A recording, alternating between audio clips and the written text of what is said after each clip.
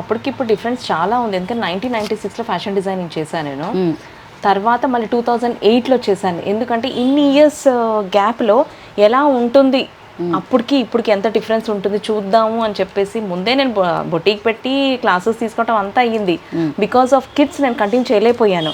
కానీ ఆల్రెడీ ఒక జర్నీలో ఉండి అన్ని మూసుకొని ఇంట్లో కూర్చోవాలన్న మన బ్లడ్ ఆగదు కదా, పని చేస్తుంటారు కాబట్టి. సో నేనేం చేశాను, ఇలాగే పేపర్ స్క్రోల్ చేస్తూ ఉంటే హ్యామ్స్టెక్ అనేది కనిపించింది.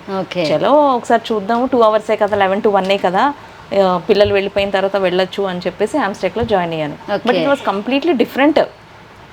కానీ ఆల్రెడీ మనం పండిపోయి ఉన్నాం ఈ సబ్జెక్ట్లో. అది చెప్తుందంటే ఇలా ఇలా చూస్తున్నాను. అక్కడ 25 స్టూడెంట్స్ ఉన్నారు నాతో పాటు, నా బ్యాచ్మేట్స్. అందరు నాకంటే చిన్నవాళ్ళు. That time I was 36 years.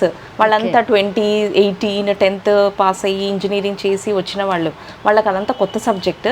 They all know that I'm already experience and I run boutique అని తెలుసు. అక్కడ ఫ్యాకల్టీ చెప్తూ ఉన్నాక ఆవిడ తెలంగానే మొత్తం ఇలా గిరుక్కు నన్ను చూసేవాళ్ళు. అంటే ఏంటంటే నువ్వు చెప్పు, మేడం పక్కన పెట్టేసి మీతో చెప్పించుకునే వాళ్ళు, నాతో చెప్పాలి అని. బట్ డిఫరెంట్ అయితే ఉంది.